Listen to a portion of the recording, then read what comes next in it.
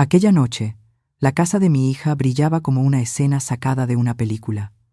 Las luces amarillas se reflejaban en la mesa larga del comedor, el mantel blanco impecable, las copas de vino reluciendo. Un bolero sonaba bajito, lo suficientemente suave como para cubrir esos silencios difíciles de nombrar. El aroma del pavo al horno se esparcía en el aire cálido, familiar, y me hizo pensar, por un instante, que aquella debería haber sido una noche tranquila de reunión familiar. Me incliné para colocar la charola con el pavo sobre la mesa cuando Mariana, mi hija, se puso de pie de golpe. No alzó la copa. No miró a su esposo ni a sus hijos. Me miró directamente a mí, con una frialdad que no reconocí en aquella niña que alguna vez me tomó de la mano para cruzar la calle. Desde hoy, dijo despacio, cada palabra cayendo sobre la mesa como una cuchilla, tú ya no eres parte de esta familia. Nadie habló. El leve choque de una cuchara contra el plato sonó como una pequeña grieta en aquella habitación elegante. Esperé llorar, pero las lágrimas no llegaron. En su lugar, abrí mi bolso, saqué un sobre color café y lo coloqué justo en el centro de la mesa entre las velas, entre las copas, aún a medio beber. Entonces dije, con una calma que me sorprendió, ábrelo.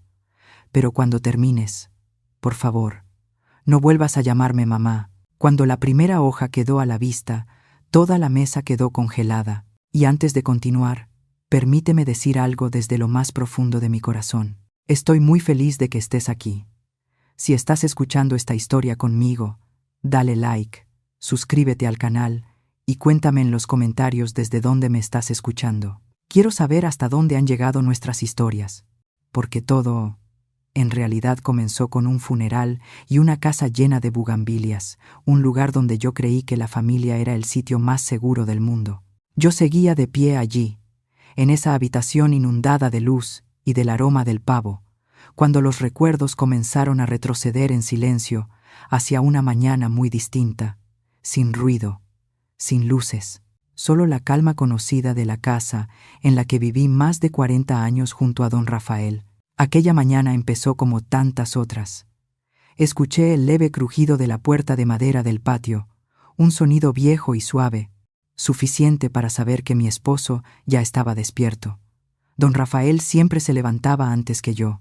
Le gustaba aprovechar el poco fresco de la mañana para salir al jardín, cuidar los arriates de flores y arreglar esas cosas que, según él, todavía podían durar unos años más. Yo seguía en la cama, medio dormida, medio despierta, escuchando sus pasos sobre el piso de azulejo, el sonido del agua corriendo afuera.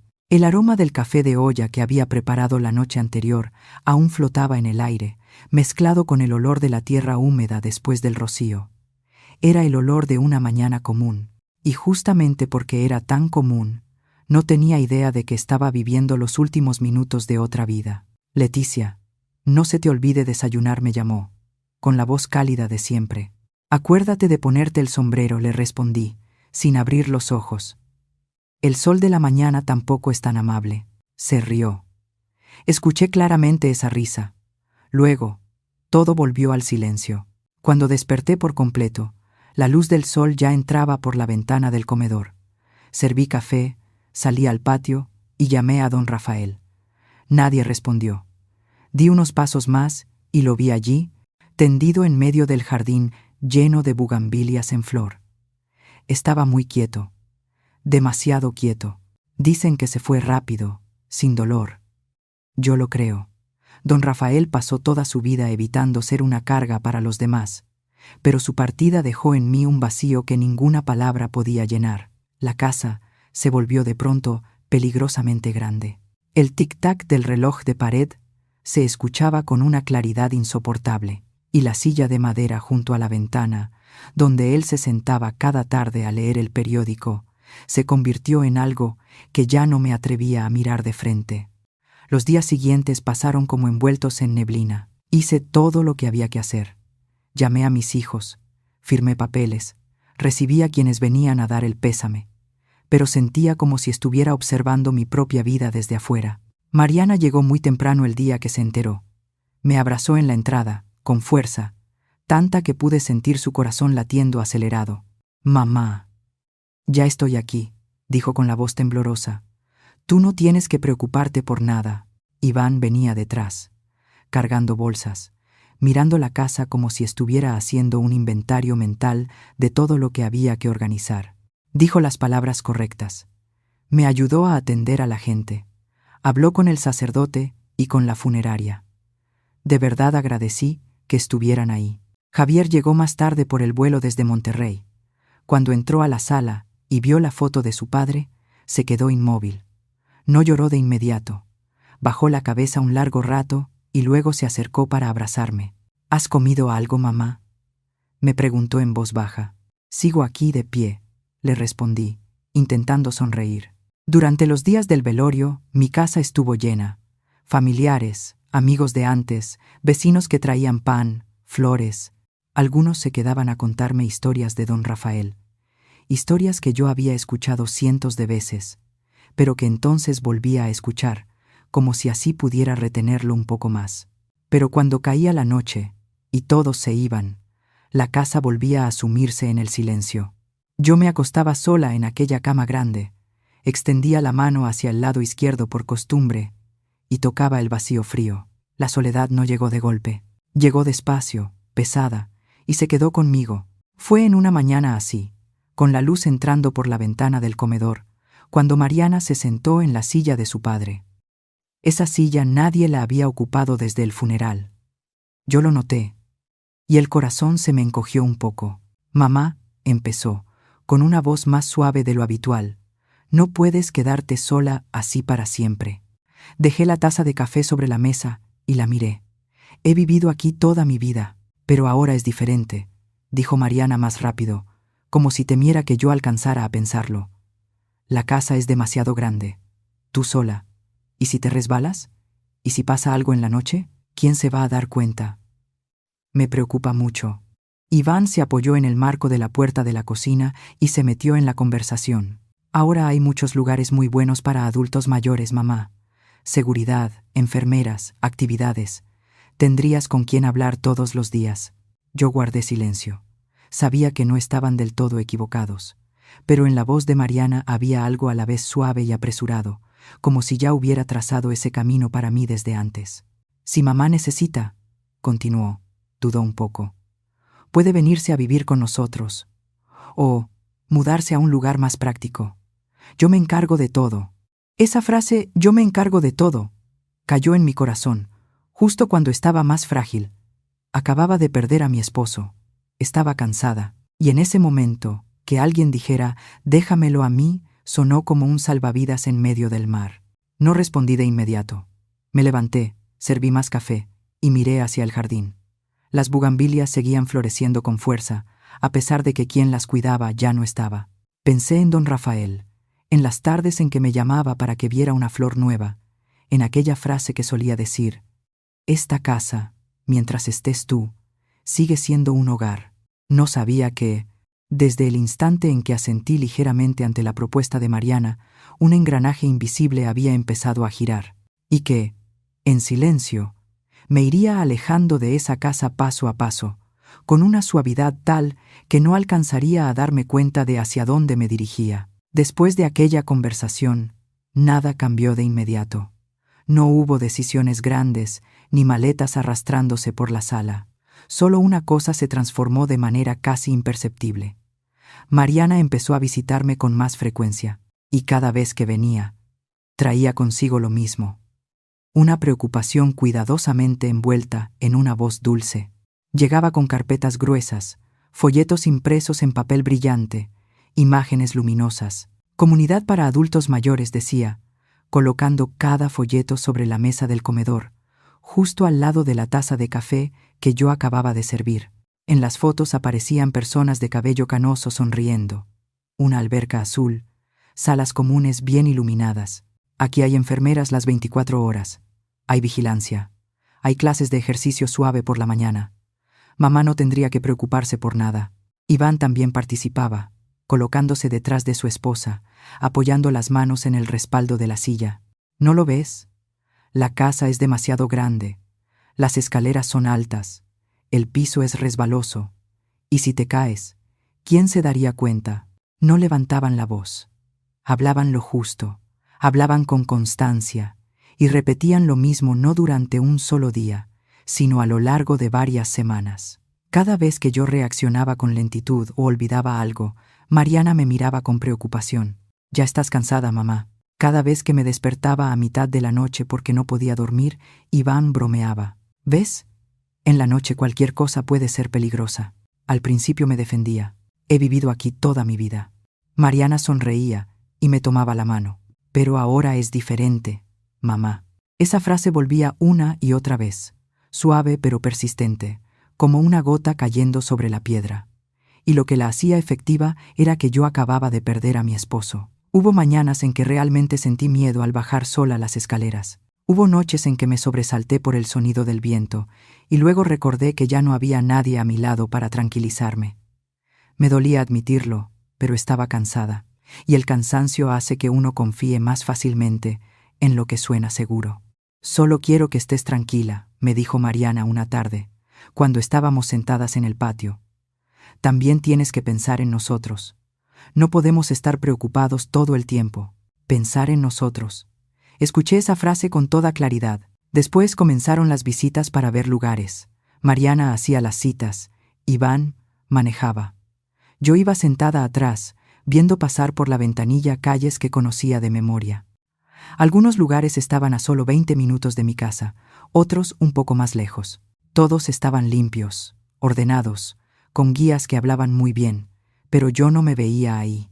Veía pasillos largos, el olor fuerte del limpiador de pisos, departamentos tan iguales entre sí que me daban escalofríos. «Te vas a acostumbrar, mamá», decía Mariana, como si fuera algo natural, hasta que un día lanzó la frase que yo había evitado durante tanto tiempo.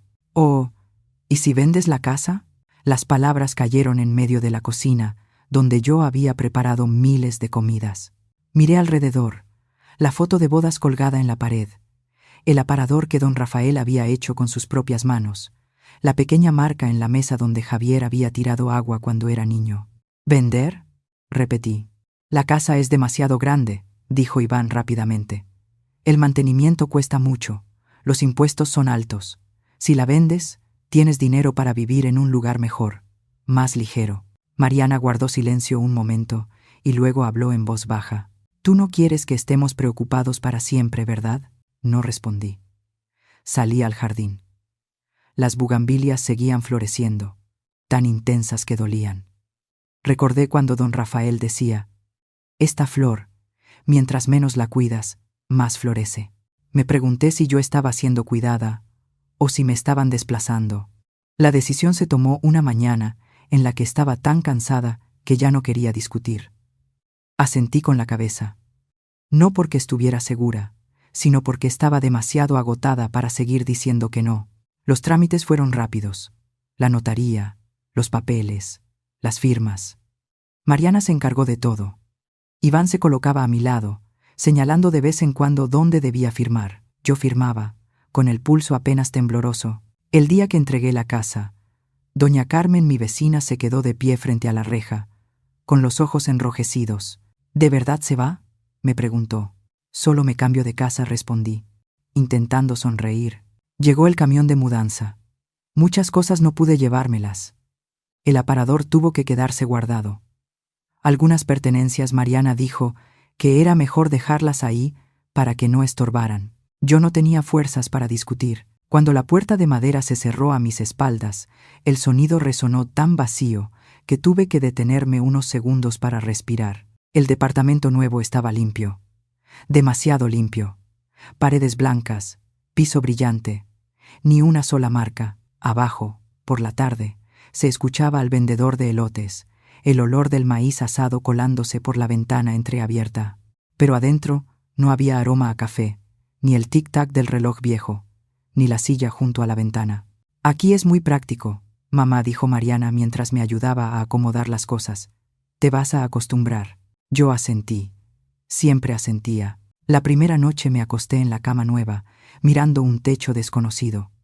El silencio era tan profundo que podía escuchar los latidos de mi propio corazón. Pensé en la casa antigua, en el jardín, en don Rafael. Me repetí que todo era por seguridad, por el bien de todos. Pero en el fondo sentí algo muy extraño, como si hubiera salido por una puerta conocida, y ya no supiera si aún conservaba la llave para volver. Los primeros días en el departamento pasaron lentamente, como si el tiempo también tuviera que aprender a adaptarse a mí. Me acostumbré al sonido del elevador subiendo y bajando, al olor del limpiador de pisos que quedaba en el pasillo cada mañana, a las luces blancas que se encendían siempre a la misma hora. Me decía a mí misma que había elegido seguridad, que era lo lógico. Y mientras yo estaba ocupada aprendiendo a vivir de otra manera, Mariana empezó a llamar con más frecuencia. La primera llamada llegó una tarde de martes, cuando acababa de acomodar las últimas cajas. La voz de Mariana sonaba tensa, distinta a cuando me hablaba de la casa o de planes de fin de semana. «Mamá», dijo sin rodeos, «no sé a quién más acudir». Me senté en la orilla de la cama. «¿Qué pasa, hija?» «Iván. La comisión de este mes se retrasó. El banco llamó esta mañana. La hipoteca ya venció», respiró agitadamente, como si acabara de subir escaleras. «Solo son unos días. ¿Nos puedes ayudar?» Miré alrededor del cuarto nuevo, la mesita pegada a la pared, la silla que aún no sentía mía. En mi mente apareció la imagen de Mariana cuando era niña, parada frente a la puerta de la escuela, esperándome. «Mamá, tengo miedo de que llegues tarde», solía decir. «¿Cuánto?», pregunté. «Solo una cantidad pequeña, mamá. Te la devolvemos en cuanto entre el dinero». Transferí el dinero esa misma noche. El movimiento en el teléfono fue tan rápido que ni siquiera había terminado de pensarlo. Me repetí: «La familia se ayuda. ¿Qué tiene de malo?». A la semana siguiente, Mariana volvió a llamarme. Esta vez era el seguro del coche. «Si no lo pagamos a tiempo, nos van a multar». Su voz traía una pizca de vergüenza, muy bien medida. Volví a transferir. Luego vino la colegiatura de Camila, luego la cuenta del dentista de Benjamín. Cada vez, la misma frase de cierre: «Mamá, solo ayúdanos esta vez». Lo extraño es que nunca pedía una cantidad grande. No había ningún número que me hiciera brincar. Eran montos lo suficientemente razonables como para que yo dijera que sí sin sentir dolor. Y cada vez que yo transfería, Mariana me mandaba un mensaje larguísimo. Me daba las gracias. Decía que yo era el sostén de la familia. Decía que tenían suerte de tenerme. Esas palabras me calentaban el corazón, al menos por un instante. Empecé a acostumbrarme a ese nuevo ritmo. Cada pocos días, una llamada, y con cada llamada, una razón, lógica. Y yo, una mujer que acababa de perder a su esposo y de salir de su propia casa, sentía que todavía era útil. Esa sensación era más peligrosa de lo que yo imaginaba. Hubo una vez que Javier llamó desde Monterrey para saber si ya me estaba adaptando. «¿Estás bien, mamá?», me preguntó. «Bien», respondí. No le conté sobre el dinero. No porque lo estuviera escondiendo, sino porque en mi cabeza era algo menor, cosa de familia. Pero mi cuenta bancaria empezó a reflejar algo distinto. Veía el saldo bajar mes con mes. Al principio pensé que yo me estaba equivocando. Luego pensé que quizá era por los gastos de la mudanza, por volver a comprar cosas. No quería sospechar. Sospechar significaba hacer preguntas. Y yo todavía no estaba lista para eso. Mariana era tan hábil que yo no me daba cuenta de hacia dónde me estaba arrastrando. Había días en que llamaba solo para platicar. Me preguntaba qué había comido, si había dormido bien. Y al final de la llamada, con toda naturalidad: «Ay, mamá, se me olvidaba decirte». Empecé a escuchar las mismas historias, con pequeñas variaciones: que a Iván le cambiaron la estructura de comisiones, que la empresa se estaba reorganizando, que el mercado estaba difícil. Yo escuchaba y asentía, aunque no entendiera todo. Esas palabras me sonaban lejanas, pero lo suficiente como para creer que todo se iba a acomodar. Una tarde, me senté en el balcón del departamento, escuchando al vendedor de elotes allá abajo, con el olor del maíz asado subiendo con el viento. Abrí la app del banco, solo para revisar. La cifra que apareció me dejó inmóvil unos segundos. No porque ya estuviera vacía, sino porque yo no recordaba haber gastado tanto. Me tranquilicé. Estoy ayudando a mis hijos. El dinero, al final, es solo dinero. Don Rafael decía eso. Pero don Rafael también decía, no dejes que nadie dé por hecho tu bondad. Esa frase me regresó, bajita, como un susurro. Esa noche, Mariana volvió a llamar. Esta vez, su voz sonaba más ligera, casi alegre. Mamá, yo creo que la próxima semana ya va a estar todo bien. Te lo prometo. Ya me lo has prometido muchas veces, le dije. Mitad en broma, mitad en serio. Del otro lado, se quedó en silencio un segundo. Luego se rió. No te preocupes, mamá. Solo es una etapa. Colgué y dejé el teléfono sobre la mesa. Me di cuenta de que ya estaba contando las llamadas, que ya estaba adivinando la razón. Pero cada vez que pensaba así, me regañaba por pensar mal. Porque Mariana siempre sabía cerrar con una frase que me ablandaba. Si no fuera por ti, mamá, no sabemos qué haríamos. Y yo, una madre que se pasó la vida cargando, volví a cargar. No sé exactamente en qué momento dejé de hacer preguntas. Tal vez fue desde que ya no tenía una casa a la cual volver cada vez que necesitaba silencio. Tal vez fue desde que estas paredes blancas del departamento me daban miedo de enfrentar la verdad.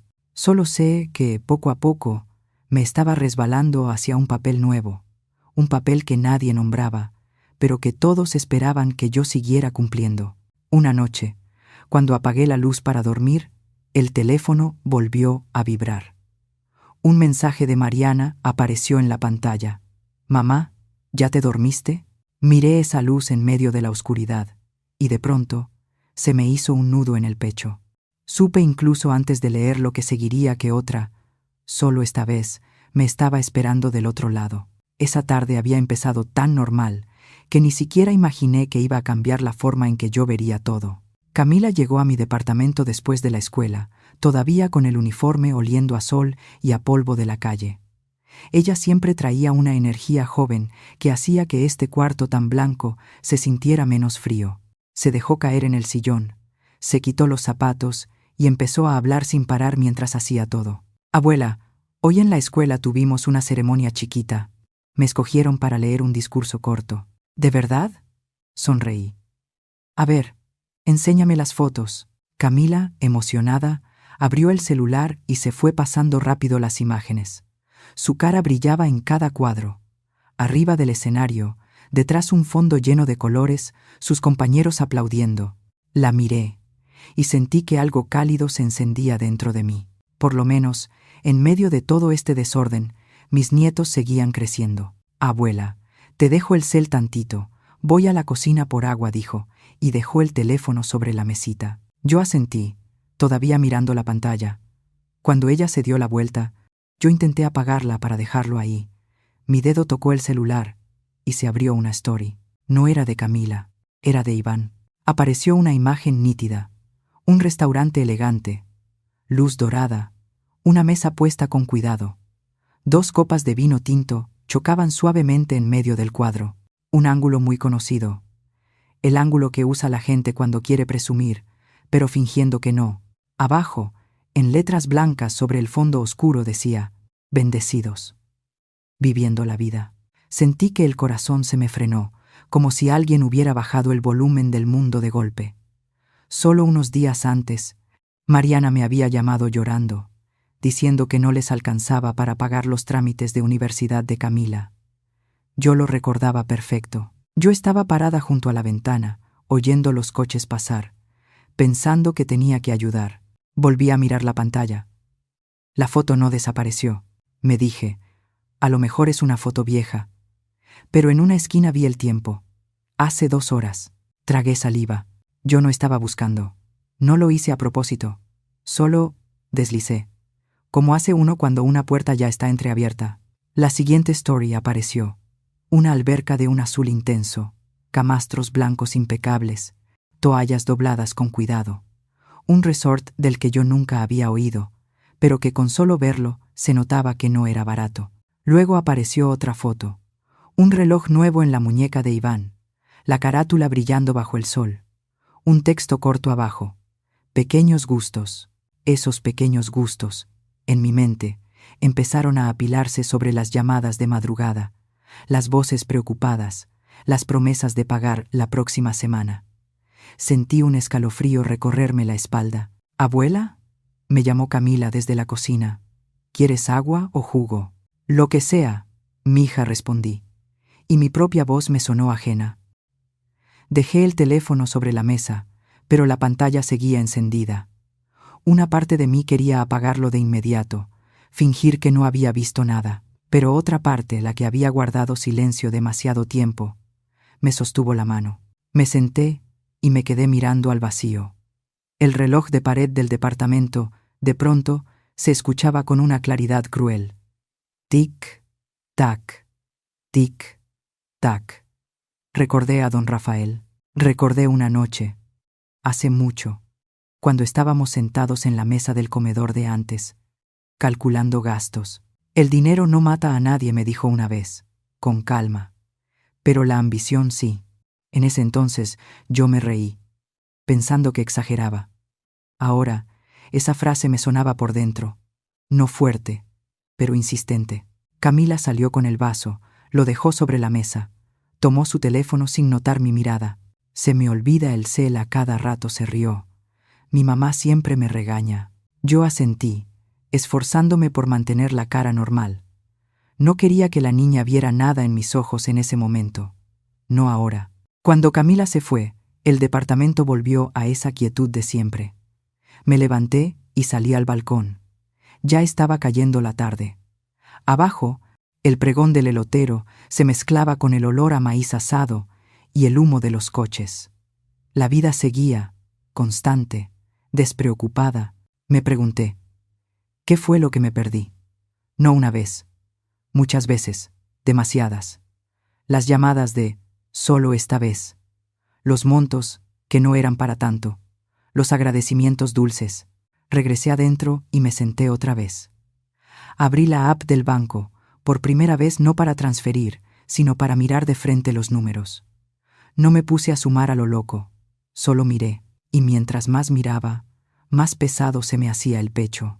El teléfono vibró. Un mensaje de Mariana. «Mamá, ¿hoy Camila te dijo algo?».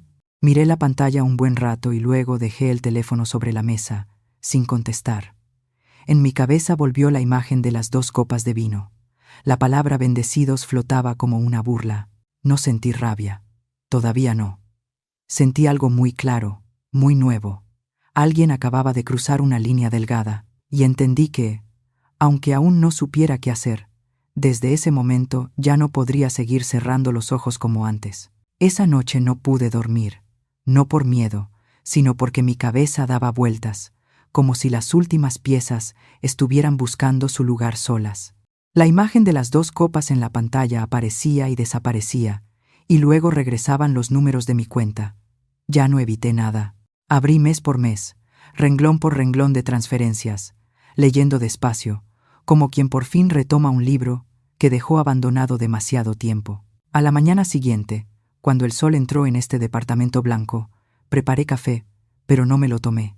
Me quedé de pie mirando cómo el vapor subía y se deshacía. En ese instante entendí que, si yo seguía callada, esto no iba a detenerse aquí. Yo no estaba enojada con Mariana. Tampoco quería castigar a Iván. Lo único que quería en ese momento era saber con claridad dónde estaba parada y cómo evitar perder una sola cosa más. El nombre del Lic, Tomás Aguilar, me llegó a la mente como la única salida. Él había ayudado a don Rafael con el testamento y con algunos papeles de la casa. Era un hombre sereno, de pocas palabras, y sobre todo, no le gustaba andar con rodeos. Llamé a su oficina al mediodía. «¿Señora Leticia?». La voz de la secretaria sonó del otro lado.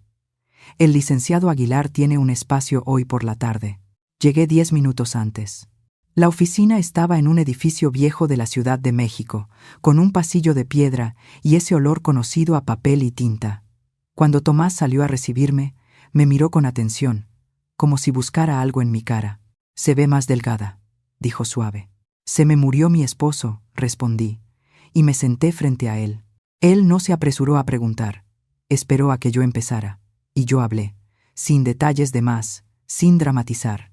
Le conté de las llamadas, de los montos pequeños, de las frases de «solo esta vez», y por último, de la foto accidental en el teléfono de mi nieta. Cuando terminé, Tomás se recargó en la silla, juntó las manos. Señora Leticia, dijo despacio, necesito hablarle claro. Lo que usted está viviendo se llama abuso financiero a una persona adulta mayor. Fruncí el ceño. Yo no quiero denunciar a mi hija. No le estoy hablando de denunciar, me respondió. Le estoy hablando de protegerla a usted. Giró la pantalla de la computadora hacia mí y señaló algunos puntos legales. Yo no entendí todo, pero entendí lo suficiente para sentir el peso de lo que estaba pasando. Tomás continuó con la misma calma. Lo primero es separar sus finanzas de cualquier riesgo. Abrir una cuenta nueva, en otro banco. Pasar ahí el dinero que le queda. Y no compartir esa información con nadie. Asentí. Lo segundo siguió, es reunir evidencia. Estados de cuenta, mensajes, imágenes, stories, todo lo que muestre con qué motivo le pidieron el dinero y en qué se terminó usando. Dudé. No quiero hacer un escándalo. Tomás me miró sin juzgarme. Usted no está haciendo escándalo. Usted está aclarando. Y hay algo más. Se detuvo un momento, como si midiera las palabras. Su hijo, Javier, ¿tiene algo que ver? La pregunta me frenó en seco. No dije de inmediato, y luego me quedé quieta. Al menos, eso creo. Eso cree, repitió él. Pero yo necesito que usted esté segura, pensé en Javier, en sus llamadas recientes. Él nunca me había pedido dinero, pero sí había preguntado con cuidado sobre la repartición de los bienes, sobre la casa que ya se había vendido, sobre cuánto me quedaba después de mudarme. En ese momento, yo lo tomé como preocupación de un hijo que vivía lejos. Yo no creo que Javier haga algo malo, dije, bajando la voz. Ojalá que no, respondió Tomás. Pero en situaciones como esta, el dinero suele volver todo más complicado. Nos quedamos en silencio unos segundos. Miré mis manos y vi las arrugas con claridad, como si antes nunca las hubiera notado. Yo no me sentía una víctima. Me sentía alguien que había confiado demasiado. Tomás imprimió una lista de pasos y me la entregó. No tiene que enfrentarlos todavía, no ahora. Vamos a hacer todo en silencio. Tomé la hoja como si fuera un salvavidas. Yo no quiero que tengan problemas legales, dije. Yo solo quiero que se detengan. Eso es totalmente válido, asintió. Pero usted tiene que prepararse. Cuando el flujo de dinero se corte, la reacción va a llegar. Al salir del despacho del abogado, caminé por la calle con una sensación muy extraña. No era un alivio completo, pero ya no me sentía perdida. Anduve un tramo, me metí a una cafetería pequeña y pedí un café. Abrí el teléfono, creé una carpeta nueva y le puse un nombre sencillo. Documentos. Empecé a guardar todo. Los mensajes de Mariana, las notificaciones de las transferencias, las capturas de las stories que alcancé a guardar antes de que desaparecieran. Cada vez que guardaba algo, sentía que el corazón se me apretaba un poco, como si estuviera escribiendo con mis propias manos aquello que no quería aceptar. En la noche, Javier llamó. ¿Qué hiciste todo el día, mamá? Fui a ver a un abogado, le contesté. Con la verdad. Del otro lado, se quedó en silencio un segundo. ¿Pasa algo, mamá? Todavía no, dije. Solo necesito poner en orden algunas cosas. Si necesitas que yo... Ya lo sé, lo interrumpí, y se me suavizó la voz. Solo quiero que todo esté claro. Colgué y me quedé sentada en el departamento, en esa quietud que ya conocía. Supe que, desde ese momento, estaba entrando a otra etapa, sin gritos, sin drama, pero que me exigía estar más despierta que nunca. Y aunque me repetía que yo no iba a acusar a mis hijos, también entendí que la verdad, una vez que se le pone nombre, ya no vuelve a dormirse igual. La llamada llegó cuando ya había apagado casi todas las luces. Solo quedaba prendida la lámpara junto al sofá, esa luz amarilla y suave que caía sobre un piso tan limpio que parecía sin alma. Acababa de dejar el libro en la mesa cuando el teléfono vibró. En la pantalla apareció el nombre de Camila. A esa hora, la niña casi nunca me llamaba.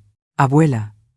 Su voz salió muy bajita, como si no quisiera que nadie la oyera. «¿Puedo hablar contigo tantito?» Me incorporé de golpe. «¿Qué pasó, mija?» Del otro lado, Camila guardó silencio unos segundos. Alcancé a escuchar una puerta cerrarse y luego un suspiro contenido.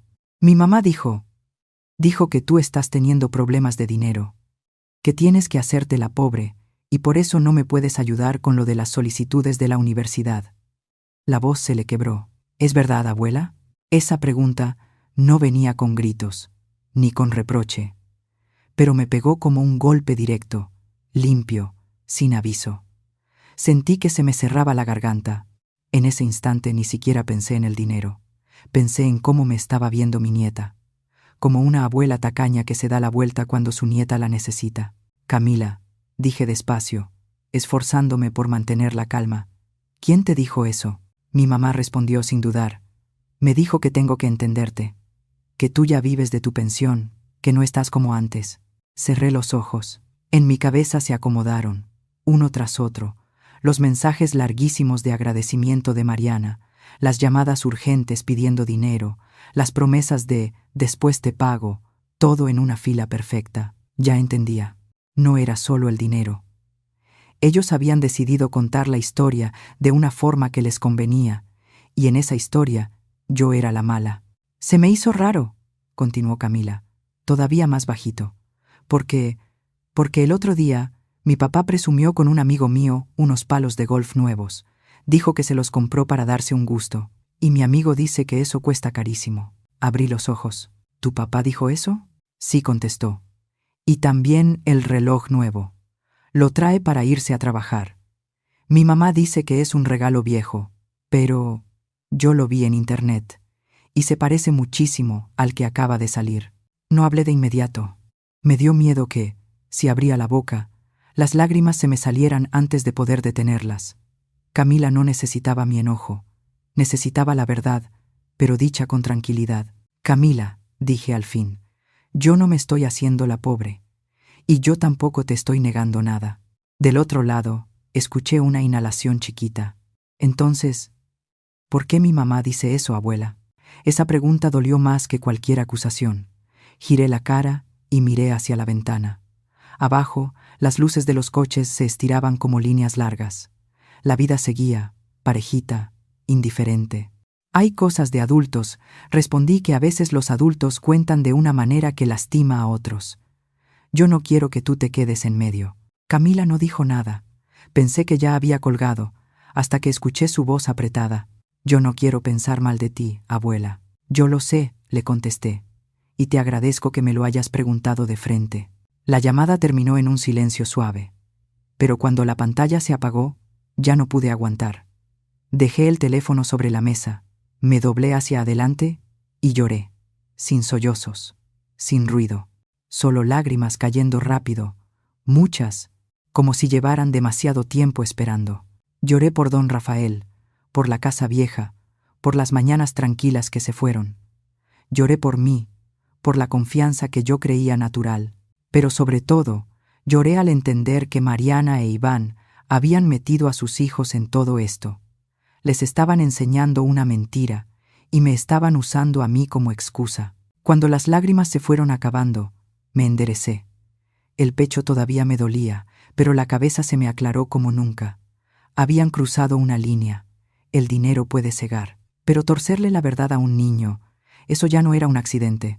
Me levanté, fui a la cocina y me serví un vaso de agua. Mis manos ya no temblaban. Me di cuenta y hasta me sorprendí, como si algo dentro de mí se hubiera movido de lugar. Lo blando se hizo a un lado y dejó pasar una firmeza que yo no sabía que aún tenía. El teléfono vibró otra vez. Un mensaje de Mariana. Camila acaba de hablar contigo. Tú no deberías estarle diciendo cosas de adultos a la niña. Me quedé mirando esas palabras un buen rato. No sentí furia, ni tristeza. Sentí algo frío y claro recorriéndome la espalda. Ellos habían decidido echarme la culpa y cuando la verdad amenazaba con asomarse, eligieron callarme. No respondí. Abrí la carpeta documentos y agregué una nota nueva. Anoté la fecha y la hora de la llamada. No escribí emociones, solo hechos, renglón por renglón, exactos. Luego llamé al LIC. Tomás Aguilar. Creo que tenemos que hablar más, le dije cuando contestó. Acaba de pasar algo y ya no puedo hacer como si no existiera. Él no me pidió detalles por teléfono, solo dijo, Mañana venga a mi oficina. Lo vamos a revisar con calma. Al colgar, regresé a la sala. Me senté en el sofá, en el mismo lugar donde, unas horas antes, todavía creía que todo podía salvarse con silencio. Ahora entendía que el silencio también es una elección, y en este caso solo servía para que otros siguieran mintiendo por mí. Pensé en Camila, en su vocecita suave, en la forma en que me preguntó con todo el respeto que una niña le tiene a la abuela en la que confía. Supe que, a partir de este momento, ya no solo estaba protegiendo mi dinero, estaba protegiendo la verdad. Y cuando tocan la verdad, mi corazón, aunque siga doliendo, ya no se queda tan blando como antes. Esa mañana, Mariana me llamó más temprano de lo normal. Su voz era otra, ligera, cálida, con un tonito mimado que yo tenía mucho sin escuchar. Mamá me dijo, hoy en la noche vamos a hacer una cena familiar. Ya tiene mucho que no nos sentamos bien, como debe ser. ¿Vienes? Me quedé callada unos segundos. Desde la llamada de Camila, entre Mariana y yo solo habían quedado mensajes cortos, aguados. Esa ternura de golpe me puso en guardia, pero no dije que no. Contesté simple, está bien. Me pasé la tarde preparándome, no porque creyera en la reconciliación, sino porque yo quería que todo fuera correcto. Elegí un vestido en un tono oscuro, ni nuevo ni viejo, el que don Rafael solía decir que me hacía ver en paz. Llevé una charola pequeña con un postre tradicional que a Mariana le encantaba, y el sobrecafé que yo ya había preparado desde antes. No era grueso, pero pesaba. La casa de Mariana estaba iluminada cuando llegué. La luz amarilla rebotaba en las paredes, el olor de la comida llenaba el aire. Mariana abrió la puerta y me abrazó más de lo necesario. «Te ves preciosa», mamá dijo, separándose para mirarme de arriba abajo. «Me da gusto que vinieras». Iván también salió, con una sonrisa amplia y una mirada que se le fue de lado por un instante, rapidísimo. Camila y Benjamín me saludaron como siempre, con naturalidad. Le acaricié la cabeza a Benjamín y me crucé con los ojos de Camila. Me miró como queriendo decirme algo, y luego se guardó. La cena transcurrió tranquila, demasiado tranquila. Mariana me preguntó si estaba rico. Iván contó cosas del trabajo, sin mencionar dinero. Yo escuché, asentí, sonreí cuando había que sonreír. Por dentro, cada detalle se me acomodaba en su lugar, como piezas de ajedrez ya puestas. Después del postre, Mariana se levantó a recoger. Iván sirvió más agua. El ambiente bajó un poquito, ese bajón conocido antes de que alguien diga lo que no quiere decir. «Mamá», empezó Mariana, con la voz más lenta, «tenemos que hablar». Dejé la cucharita. «Te escucho». Iván se inclinó hacia adelante. «No queremos preocuparte, pero lo del banco está urgente». Suspiró, en el momento exacto. «Solo necesitamos una cantidad grande para llegar a la fecha. Ya después nosotros nos arreglamos». Mariana me miró con los ojos rojos. «Mamá, sálvanos nomás esta vez, te lo prometo». No contesté de inmediato. Metí la mano a mi bolsa y saqué el sobrecafé. Lo puse justo en medio de la mesa, entre el vaso de agua y el plato del postre, todavía con un poquito de salsa. El sonido del papel contra la madera fue suave, pero alcanzó para que la sala se quedara muda. «¿Qué es eso, mamá?», preguntó Mariana, intentando sonreír. «Lo que ustedes necesitan», le dije. Mariana abrió el sobre. La primera hoja que salió era una tabla por fechas. Líneas limpias, derechitas.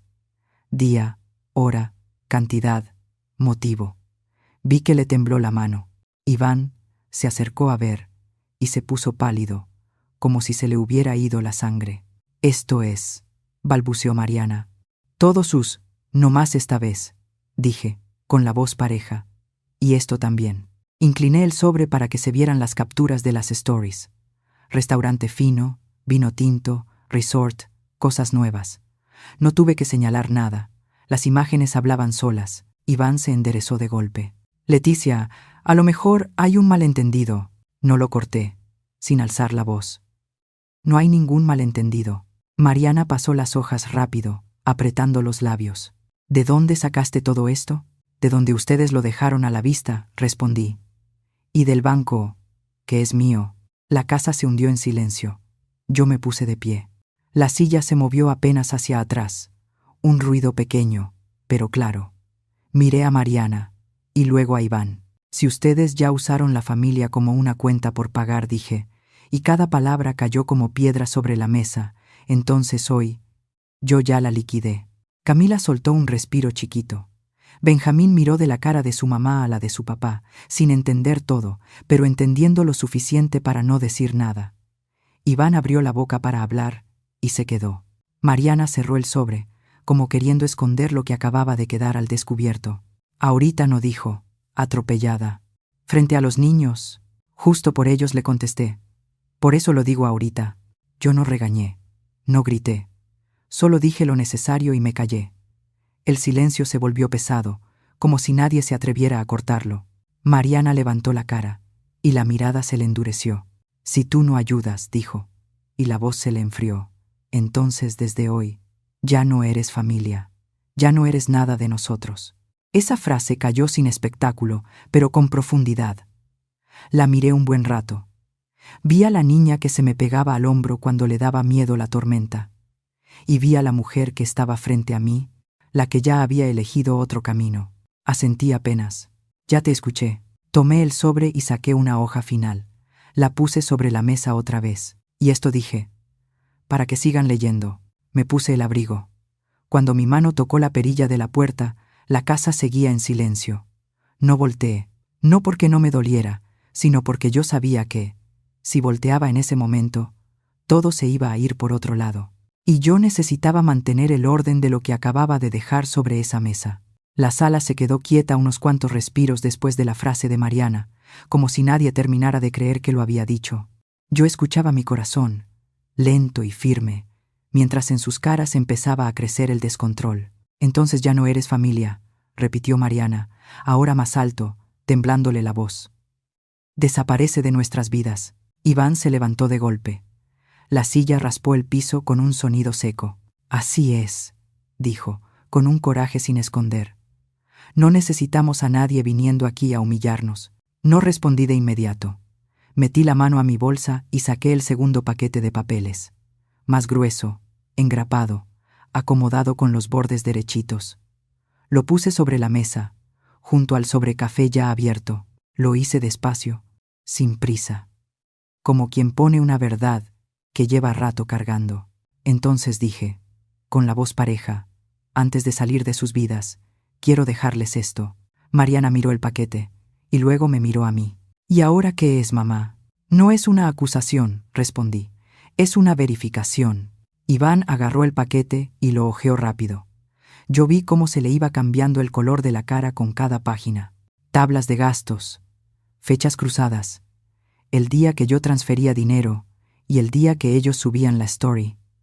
Notas claras sobre deudas. No había comentarios, no había dramatismo, solo datos.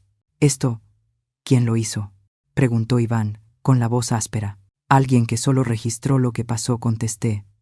Sin agregar, sin quitar. Mariana estiró la mano, buscó el final. Cuando vio el documento de la queja anexado, se le abrieron los ojos. ¿Ya metiste una denuncia? El expediente ya fue recibido, dije. Con solicitudes claras, devolución del dinero recibido, asesoría financiera obligatoria y prohibición de acercarse a mis cuentas. Iván golpeó la mesa con la palma.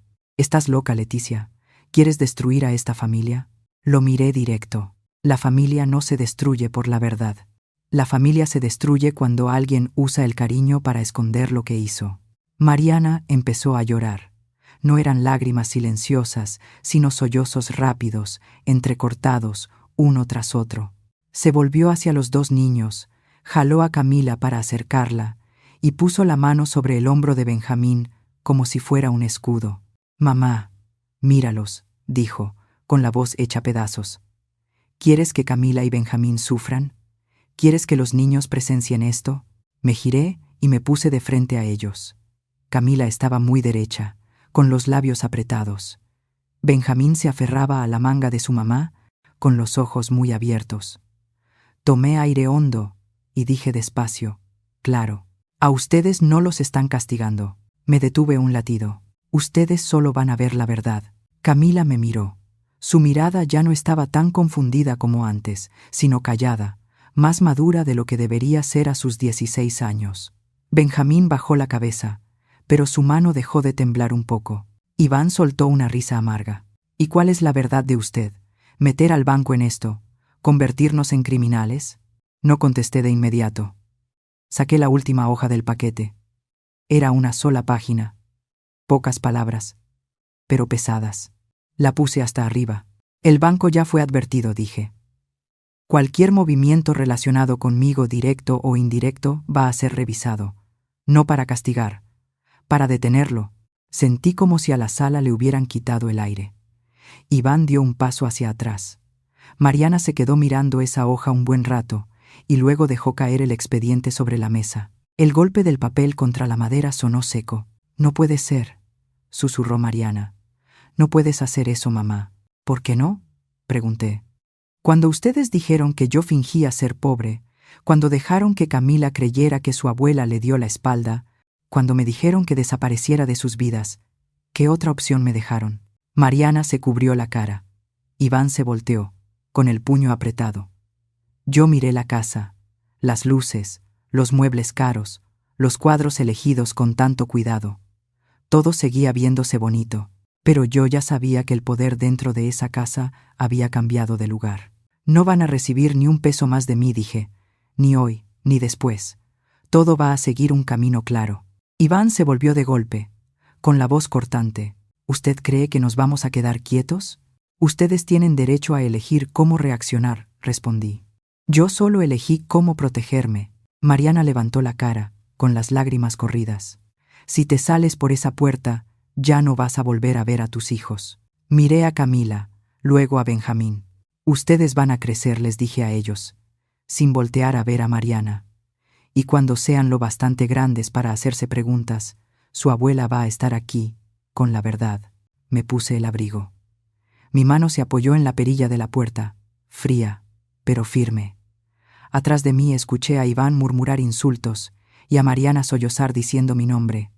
No volteé, no porque no los oyera, sino porque lo que se tenía que decir ya había quedado sobre la mesa. Abrí la puerta. El pasillo estaba en silencio.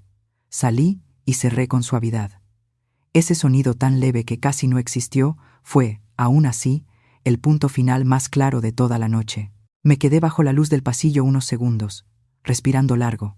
Me dolía el pecho, pero no estaba vacío. Sabía que acababa de salir de una casa lujosa y que ahí adentro había dejado atrás algo que antes la hacía poderosa: el control. A la mañana siguiente, desperté cuando todavía estaba el cielo gris de madrugada. El departamento estaba tan callado que alcancé a oír el elevador detenerse en el piso de abajo. Preparé café y me quedé recargada en la ventana, viendo los primeros coches rodar. Mi teléfono estaba sobre la mesa. La pantalla se encendía y se apagaba sin parar, como un corazón acelerado que no quería dormirse. Primero llegaron los mensajes, luego la llamada, luego otro mensaje. Mariana. Mamá. Perdón. ¿Podemos hablar otra vez? Iván. Leticia. Tenemos que arreglar esto en paz. No lo hagas más grande. Un número desconocido. Si usted no retira la denuncia, las consecuencias van a ser muy desagradables. Lo miré todo. Leí palabra por palabra. Y luego puse el teléfono boca abajo sobre la mesa. No respondí. No por desprecio, sino porque entendí algo. Cualquier respuesta, en ese momento, se iba a convertir en un hilo nuevo para jalarme. Y yo ya había cortado suficiente. Al mediodía, el LIC. Tomás Aguilar me llamó. Su voz era tranquila, como siempre. Señora Leticia, la otra parte ya se comunicó. Quieren un acuerdo. Me senté, con la espalda recta. Dígame, ¿aceptan devolver el dinero con un calendario de pagos, firmar un documento reconociendo que se equivocaron y asistir a asesoría financiera por un tiempo determinado? Además, aceptan la cláusula de no acercarse a sus cuentas. Si incumplen, el expediente avanzará al siguiente paso. Me quedé en silencio. Tomás no me apuró. Él sabía que mi silencio no era duda, sino cuidado. Yo no quiero que nadie termine en la cárcel, dije despacio. Solo quiero que esto se detenga. Ese también es el espíritu del acuerdo, respondió Tomás. Pero usted necesita saber algo. Que se detenga no significa volver a como era antes. Lo entiendo, dije. Y de verdad, lo entendía. Esa tarde, Javier me llamó. No preguntó por dinero. No preguntó por papeles. Solo preguntó: ¿Dónde estás, mamá? En casa, respondí. ¿Puedes arreglarte para venir? Dijo. Vente a Monterrey a estar conmigo un tiempo. Solo para respirar. Llegué el fin de semana. Javier me recibió en la puerta, sin decir mucho. Me abrazó un abrazo firme, largo, sin necesidad de explicaciones. Lo escuché susurrar: «Hiciste lo correcto, mamá». Esa frase abrió una puerta dentro de mí, que no sabía que tenía cerrada con llave. Me quedé quieta entre los brazos de mi hijo, dejando que las lágrimas cayeran sobre su camisa, y esta vez no sentí vergüenza por llorar. Los días siguientes transcurrieron despacio, con otro ritmo. Me levantaba temprano, caminaba por el vecindario, saludaba a desconocidos con una pequeña sonrisa. Me inscribí en un club de lectura en la biblioteca cercana, una sala luminosa, con olor a papel nuevo y café aguado. Hice voluntariado algunos días a la semana, ayudando a acomodar libros para niños, mis manos ocupadas, mi mente en calma. Los fines de semana horneaba. La masa se me pegaba a las manos, el horno estaba tibio, y el olor a azúcar y mantequilla llenaba la cocina. Javier se recargaba en la puerta, mirándome sonreír. A papá le gustaría estas tandas, decía. Yo asentía. Yo también lo creía. De vez en cuando, el teléfono vibraba. Había llamadas que no contestaba, mensajes que dejaba ahí. El acuerdo se firmó unas semanas después. Yo no asistí a la firma. Tomás lo hizo por mí. Solo recibí una copia, la doblé con cuidado y la guardé en un cajón. No la releí muchas veces. Ya había leído lo suficiente. Una tarde recibí una carta de Camila. No un mensaje. Una carta en papel, con letra todavía infantil, un poco inclinada. Escribió que la habían aceptado en varias escuelas, que estaba trabajando medio tiempo, que entendía que no siempre los adultos dicen la verdad. En la última línea, con el trazo más fuerte, escribió: «Gracias, abuela, por salvarme de crecer entre mentiras». Doblé la carta y me llevé la mano al pecho. Hay agradecimientos que no te llenan de orgullo, sino de paz. Este fue uno de ellos. Por la noche me senté sola en el porche, escuchando el viento entre los árboles. Pensé en Mariana no para reprocharle, sino para entender. Pensé en Iván, en las decisiones que llevaron todo demasiado lejos. No los justifiqué. Solo llamé a las cosas por su nombre. Amar no es pagar para poder existir dentro de una familia. Amar es poner límites cuando los límites son cruzados, aunque duela. Cuando regresé a mi departamento unos días después, la llave en mi mano se sentía familiar y extraña a la vez. El pasillo estaba en silencio. La luz amarilla. Dejé la bolsa, respiré hondo y me detuve. Cuando llegué a casa, vi otro sobre esperándome frente a la puerta. No tenía remitente, no tenía estampilla. Era solo un sobre delgado, colocado con cuidado, como si alguien quisiera que lo viera en cuanto abriera la puerta. Me quedé quieta un buen rato antes de agacharme a recogerlo. Mi corazón no latía rápido, latía parejo, como si ya estuviera acostumbrado a recibir la verdad, aunque esa verdad estuviera a punto de abrir algo más. Me quedé ahí mucho tiempo, con el sobre todavía en la mano, y comprendí que lo más difícil no era enfrentar la traición, sino aprender a volver a confiar en mí misma después de todo. Esta historia se cierra, pero las preguntas siguen abiertas para mí, y quizá también para ti. Gracias por escuchar mi historia. Si tocó tu corazón, dale like, suscríbete y cuéntame, si tú estuvieras en mi lugar, ¿qué harías? Porque tal vez tus palabras hoy podrían dar calor a alguien que necesita esperanza. Y si quieres, dime, ¿desde dónde estás escuchando esta historia?